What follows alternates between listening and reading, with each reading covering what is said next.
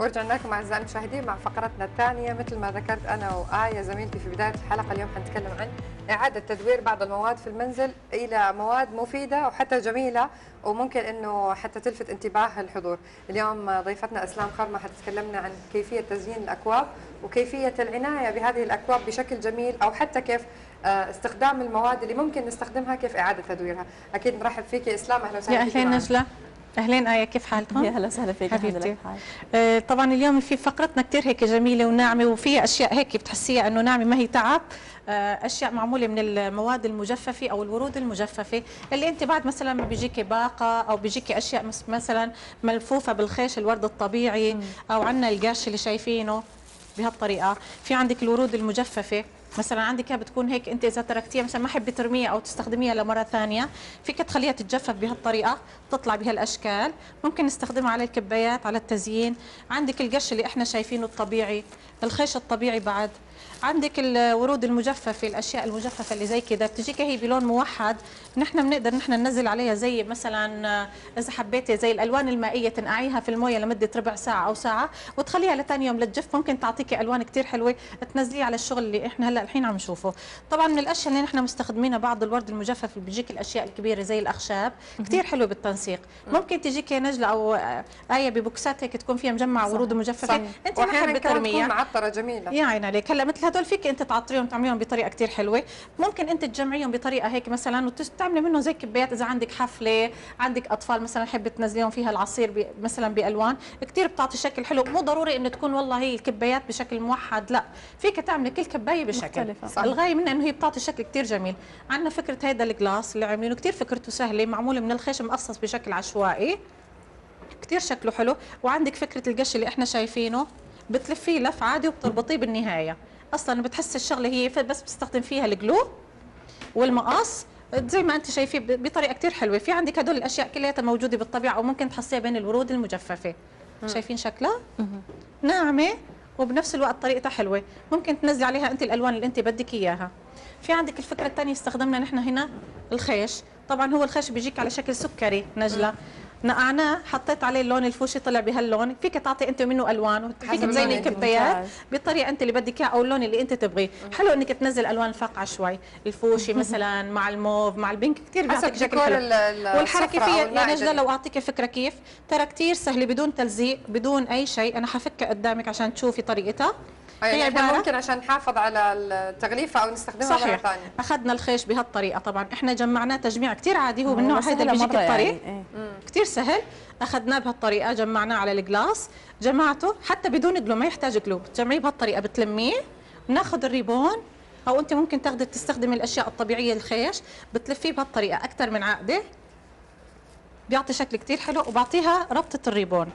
ممتاز. طب كيف لونتيها؟ ايش الالوان اللي استخدمتيها لتلوين انا المائي. حاول دائما تستخدم الالوان المائيه السهله. طبعا بتغطسها لمده ربع ساعه او نص ساعه، بعدين بتفكها وبتخليها بالشمس لمده تقريبا ساعه ساعتين الين تجفيه، بتحسها انه خلص جفت ونشفت، بتعطيكي هيدا الشكل. كثير فكرتها حلوه، فيك انت تعملي الالوان اللي انت بدك اياها. ممكن الوان كثيره كمان يصير زي اي صح، فيك حتى تدمجي الخش باكثر من لون، ممكن تعمليها زي الوان قوس قزح بتطلع مره جميله وحلوه. طبعا الفكره الثانيه انه في عندك فكره الخيش اللي عملته على شكل سكري، لفيت عليه من تحت كمان الخيش، نزلت عليه الورد المجفف هيدا اللي احنا شايفينه باللون الاخضر، كثير سهل. طبعا هون بتحتاجي انك تنزلي جلو باكثر من طريقه. اكيد باينه معنا على الكاميرا، شكلها فعلا حلو. في عندك الفكره الثانيه هي الورد الطبيعي اللي مجفف زي ما قلت لك آية او نجله. في عندك الورد هيدا مثلا ممكن انت تجمعي، طبعا بتشيل القواعد منه عشان يطلع معك سلس، ممكن انت تفكفكيه وتنشفيه بطريقه كثير مثلا يكون اكثر، مثلا هيدي تفرعيها. ايوه كل وحده اوكي، وممكن تخليها زي كذا بطريقه كثير حلوه، بتخليها الين تجف، فيك تنزل عليها هيك يعني انه تجمعيها بس هذه صعبه انه نركبها ونفكها، يعني هذه خلاص ممكن. هلا هي لك شغله يا نجله، ممكن انت تنزليها مثلا تبخيها بماده السبراي، السبراي ممكن يقسيها. اذا حبيتي بعد بدك تحافظي عليها وتستخدميها اكثر من مره، ممكن تغطسيها بماده الشمع. الشمع هو بيعطيها شكل القلب اللي انت بدك اياه. انا ما بدي اليوم الصعب عليك، انه بس تشوفي الشكل بطريقه كثير حلوه وخفيفه. في عندك الفكره الثانيه اللي احنا شايفينها هون، الخيش. طبعا حاولت جمعتها لاخر الكبايه لفوق، نزلنا معها برضه اشياء من الورود المجففه، فكرتها كثير سهله وناعمه. الطريقه الثالثه كمان هون جمعنا الخيش، ورفعناه وربطناه كثير حلوه. هو عباره عن بس تجميع حسب انت شكل الجلاس بعد القاعده. هي بيكون الديزاين على القاعده، حابه بيكون مثلا من الزوايا من تحت، بحيث انك تكون سهل معك على الشرب. فيها تفكها وتستخدمها مره ثانيه، فيها تستخدم مثلا عليها الالوان، ممكن تنزل عليها الاكسسوارات. انا حاولت اليوم استخدم الاشياء اللي تكون مره ناعمه وبسيطه وسلسه. عندك هي فكرتها من الورد المجفف الاسيل، بيجيك الاشكال اللي بتجمع الكبير والصغيره. نزلنا برضه معها الخيش، ونزلنا معها الورد المجفف مع الريبون مع الخيش اللي احنا شايفينه. طبعا هدول الاشياء اللي عم نستخدمها الخيش حتى بس انه يعني مبين لهم كيف الطريقه. الخيش هيدا ما فينك تحطيه اذا بدك تصبغيه او تنزلي عليه ماده اللون، تحاولي تفرده، افرده اكثر من تفرديه قد ما فيك تفرديه، تحاولي يعني تنزليه بطريقه كثير مثلا، وبتكوني انت مجهزه قدر المويه يكون مثلا حجمه كبير، تحاولي تنزل مثلا كميه من المعلقه او معلقتين، او اذا حبيت هو بيكون احيانا بيكون باودر، احيانا بيكون باودر، واحيانا بيكون سائل، واحيانا بيكون عباره عن قوارير صغيره. تختار دائما الالوان المائيه لان هي فيها تساعدها بالالوان اللي بدها. حب تدخلها مثلا بطريقه مشعبه، تنزلها اولا بالفوشي، تحاول المره الثانيه تنزلها مثلا بالبينك، او تحاول تنزل معها درجات البني تعطيك هي الالوان اللي بدها اياها. تحاول دائما تعتمد على اشياء الخيش اللي احنا شايفينها، هي كثير جميله وسلسه بالشغل. الورود المجففه زي ما قلنا تحاول تقتنيها، هي بتجيكي بلون واحد او هي بتجيكي بالوان، او هي ممكن تعطيها الصبغات، تحطها بمجموعات وتصبغها. طبعا انا حاولت اليوم بس هيك نعطي فكره هيك بسيطه عن تزيين الكبايات، واتمنى اليوم هيك نكون اكيد فكره جيده، ويمكن ربات المنزل اللي حابين انهم يهتموا بانهم هم يكون عندهم بصمه شخصيه في تقديم سفرتهم، او يمكن حتى وقت القهوه او زيارات، او يمكن حتى في التقديمات العاديه. هذه افكار جميله. بنقول لهم دائما بس انه يحاولوا دائما يا نجله هن يجمعوا الاكسسوارات او الاشياء تكون بسيطه، لاني فعلا بتطلع اشياء جميله وحلوه. اكيد يعطيك الف عافيه اسلام. المواد اللي قدمتيها مواد سهله ومتوفره في كل منزل، والافكار ايضا جميله، بس انتبهوا انكم تحرقوا يدكم، وحاولوا انكم لا حاولنا اليوم عشان نجله اليوم حاولنا اليوم اشتغلنا اشياء بدون الجلو. شكرا يا اسلام، يعطيك الف عافيه. شكرا لك يا هلا فيك. اعزائي المشاهدين، حناخذ فاصل بسيط وننتقل فيه الى اخر فقره من فقراتنا مع الشيف رودينا، نشوف طبق اليوم.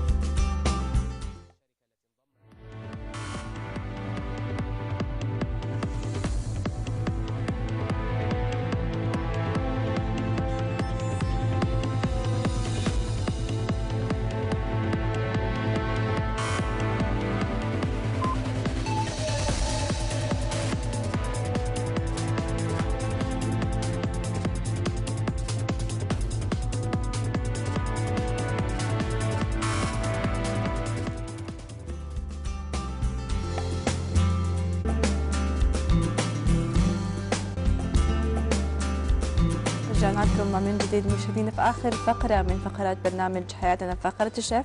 اليوم يسعدنا تكون معنا الشيف رودينا عطيه، اكيد حتقدم لنا اطباق مختلفه باذن الله وسهله.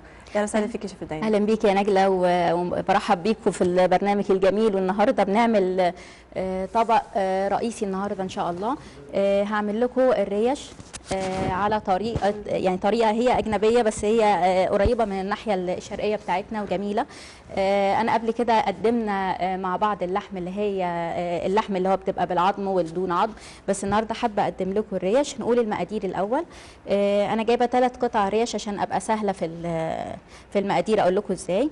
3 قطع ريش، وعندنا معلقه عسل، عندنا خل العنب. خل العنب هنحتاجه في الوصفه دي عشان يدي طعم العنب في الوصفه. معانا كمان 2 سن توم، معانا بصل اخضر اللي هو لسه طازه، يعني مش بصل الكبير، بصل الاخضر مقطعينه صغير. معانا زنجبيل مقطعينه شرايح صغيره. معانا ملح، فلفل، حبهان. انا معايا النهارده المفروض بابريكا اللي هي الفلفل الحلو، معاه الفلفل اللي هو الحار. فلفل الحار ده اختياري، لو انت بتحبوا طعم الحاجه الحاره في الاكل بنزود الحار، مش بتحبوا ممكن تشيل الحار ده خالص. فلفل اسود حب زي ما هو خالص. ومعانا الريش، ونبتدي مع بعض هنعمل ازاي. اول حاجه بنجيب الريش. الطريقه دي كمان مناسبه جدا للست العصريه اللي هي راجعه ما فيش وقت عندها، او اي حد يعني عنده عزومه فجاه او حاجه زي كده، بيبقى يعني سريع وسهل وبيبقى طعمه لذيذ. هنجيب الريش. اول حاجه مهمه جدا بالنسبه لي ان الريش تبقى ناشفه خالص، عشان كل ما كانت ناشفه كل ما كانت طعمها مقرمش وجميل لما يجي نحطها في الزيت. قبل ما ابتدي ده لازم اكون بسخن الطاسه بتاعتي على زيت زيتون كويس قوي، بيبقى زيت الزيتون في الحاجات دي، وانا اسيبه يسخن عشان عايزاه ساخن جدا، عايزه الطاسه تبقى سخنه جدا. هسيبها تسخن، وبنجيب ملح، فلفل،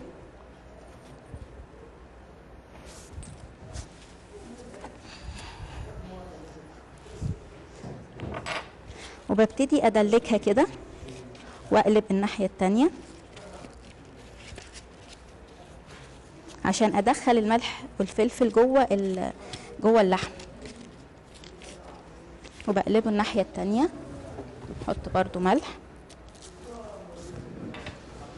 طيب شيف، كيف نقدر نعرف انه استوى؟ يعني احنا نشوف انه يقولوا لك دائما خليها تعطيها صدمه، ايوه هي دي الصدمه، حاره علشان تتحمر وما تروح منها السوائل.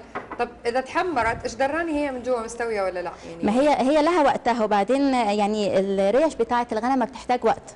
واحنا هوريكي الطريقه النهارده ان شاء الله ازاي تبقى مستويه وطعمها لذيذ وفي نفس الوقت ما بتاخدش وقت فعلا يعني. كده خلاص عملناها. طب هو هل يفضل اني احطها على طول على المقله فيها شويه زيت؟ المقله يعني حاره من اول؟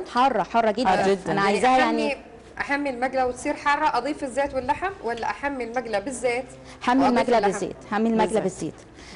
هو لو انت بتستعملي زيت زيتون يبقى الاحسن تحمي المقله الاول وبعدين تحطي زيت زيتون، لان بنخاف على زيت الزيتون لما بيبقى بالظبط. انما لو زيت عادي ما فيش مشكله ان هو من الاول ياخد السخونه بتاعته.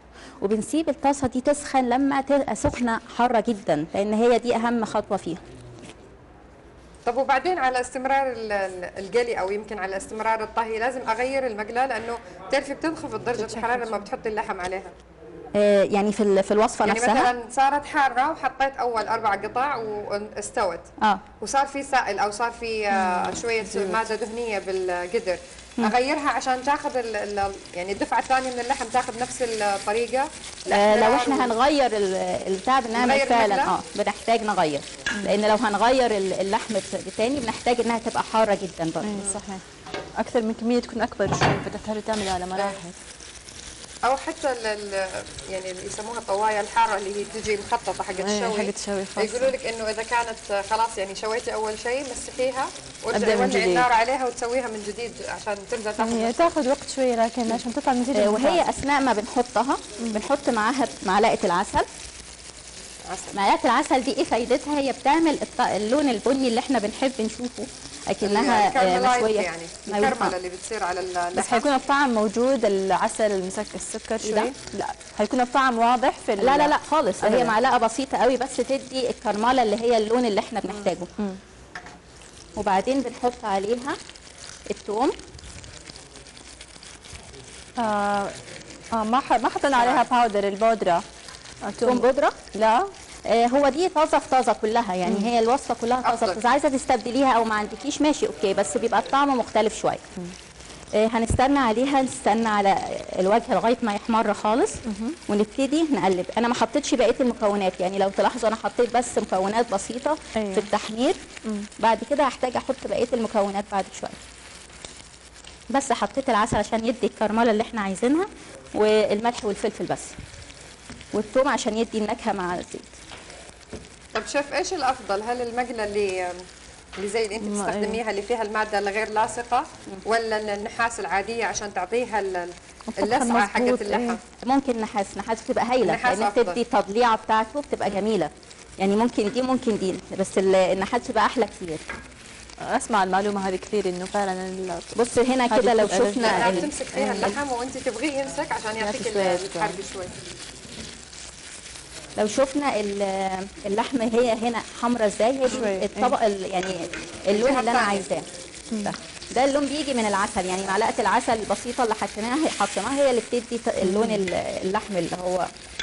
ونبتدي بعد ما نقلبها نبتدي بقى نحط بقيه المكونات. عندي حبهان اللي هي عندي قلنا حبهان يعني زي ما هو حبه، ما نجرشه ما زي ما هو، يعني مش عايزين نكهه حبة الحبهان كاملة. تدخل، احنا بس عشان ما يبقاش فيه اي. وبعدين بحط قلنا بابريكا ومعاها شطه للي حابب شطه او اللي حابب حار، يعني يبقى الحاجه حار. وعندنا الفلفل برضه حبوب. الفلفل في الاول حطينا فلفل المطحون، بس مطحون ده لما جينا نتبلها. دلوقتي في الوصفه نفسها بنحط حب. والزنجبيل دلوقتي شرايح. الزنجبيل هي اصلا ريش بالزنجبيل، فهي بتبقى طعمها طازه ومتقطع، بيبقى طعمها جميل جدا. وانا شايفه الشرايح متينه يعني كبيره ما هي عشان لا تذوب يعني. بالظبط. حتى الثوم يمكن ما طحنتيه مره، يعني سبتيه شويه اكبر بالظبط كده. وبعدين نحط البصل اللي احنا قطعناه، البصل الطازه. حطيتي كل البصل الاخضر كمان. ايوه كل السبايسز. رائع، اتوقع الريحه جدا جميله صراحه. حطينا كله في الاخر، يعني احنا بس في الاول بنتبل ونعمل، وبعدين هنروح حاطين خل العنب. خل العنب ده طعمه بيبقى طبعا مع اللحم مره مهم جدا، بيبقى جميل. وبعدين يخليه يستوي صح شيف؟ ده بيساعد على السوي. يعني مكونات الوانها جميله صراحه في الكاميرا وريحتها رائعه. بعد الهواء بدنا نطلع عشان نروح وبعدين يعني بيني وبينك يا نجله، هو الوصفه فيها يعني وصفه اجنبيه ففيها خمر عنب، فاحنا شلنا دي واستبدلناها بخل العنب. بس في خلاصه العنب السايدر دي موجوده بس غير الكحول، وايضا ممكن تساعد على السوى، ولا صح. الخل افضل؟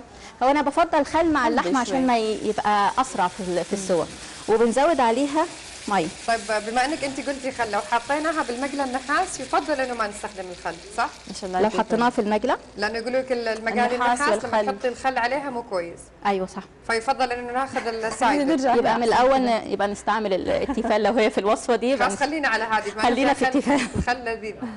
بالظبط. بعدين بعد شويه بنسيبها لغايه ما تغلي خالص. بص لو شفنا في اللون بدا يبان، اللون بني بني باين واضح معنا في الكاميرا. يعني هو ده اللون اللي احنا بنحبه عشان يطلع الوصفه كويسه معانا. طيب الحين يقولوا لك اللحم 3 درجات، مستوي ووسط استواء وني او شبه ني. صح. طيب كم مده هذا وهذا وهذا؟ هو في الريش ما بقاش يعني الموضوع كده بيبقوا يحبوها مستوي خالص، بس هو لو هنعمل كده بس بعد ما بنحمر ده مش محتاج خالص نقلل في الوقت اللي بنقلله في الفرن. لو انت مستوي محتاجه ني او وسط او مستوي خالص، بنحتاج في الفرن يا اما من 10 دقائق و20 دقيقه او 30 دقيقه. 30 دقيقه لو محتاجينه مستوي تماما، 20 دقيقه طبعا اقل، وهكذا 10 دقائق. طب هذه الوصفة على النار تقريبا 5 دقائق، وفي الفرن في الفرن 10 20 30 10 لو ما عايزاها نيه. طب هل نحتاج انه نغطيها؟ لا مش محتاج، انا عايزاها تفضل تطلع في ميتها وتصفي الصوص بتاعها، مش محتاجه اغطيها خالص. لو هنشوف كده هي خلاص بقت بتغلي، ده الفتره اللي انا محتاجاها، ابتدي احطها في الفرن.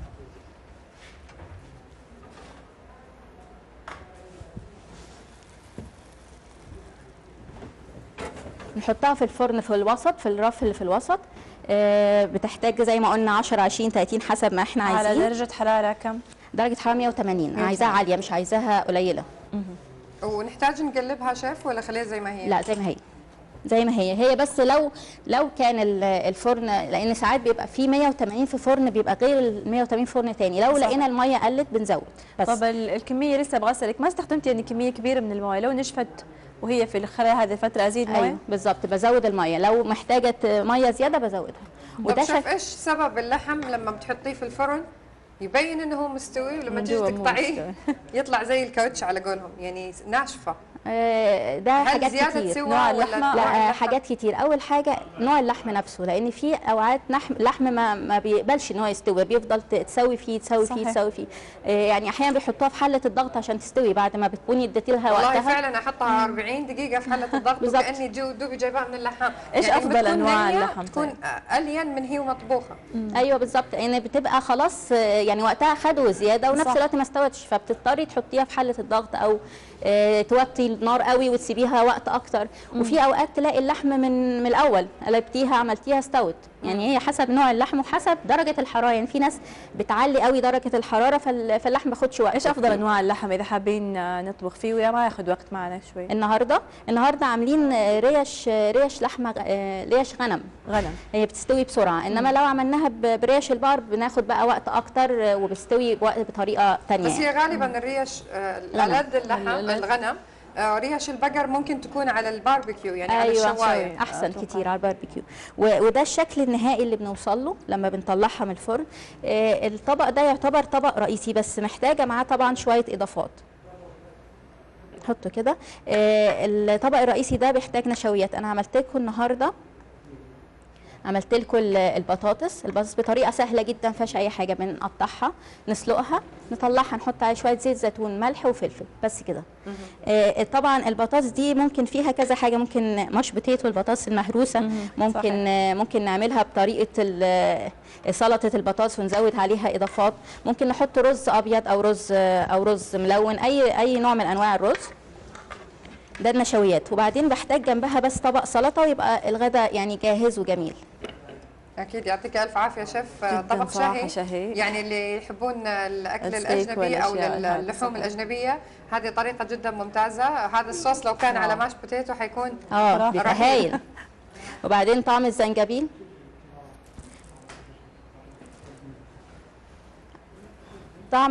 متصلين علينا في بعض المشاهدين طالبين منك إعادة مقادير اللحم لو سمحت. حاضر. دلوقتي هنعيد الطريقة يعني بالتدريج عشان يكتبوها مرة ثانية. يلا تعيدي لنا المقادير والطريقة من جديد. هنقول تاني المقادير. هنجيب الريش وهنجيب معاها ملح فلفل، حبهان. هنحط بابريكا لو عايزين لحمه احمر، باربيكا اللي هو الفلفل الحلو الاحمر. لو عايزين ان هو يبقى حار بنزود شويه فلفل حار. وبعدين بعد كده بنحط دي الحاجات التوابل العاديه وفلفل حب. بعد كده بنزود الحاجات اللي احنا مقطعينها، عباره عن توم مقطعينه، عباره عن بصل اخضر، توم وبصل وزنجبيل. ده الطريقه دي بالزنجبيل، ومعاها توم وبصل وزنجبيل ونقطعها. نجيب الطاسه ونحط فيها زيت زيتون، وبعدين نحطها على الناحيتين. بنكون متبلين اللحم بالملح والفلفل، نحطها على الناحيتين تتحمر. وبعدين بعد كده نروح حاطينها في الطاسه تاخد السوا بتاعها على الناحيتين تتحمر.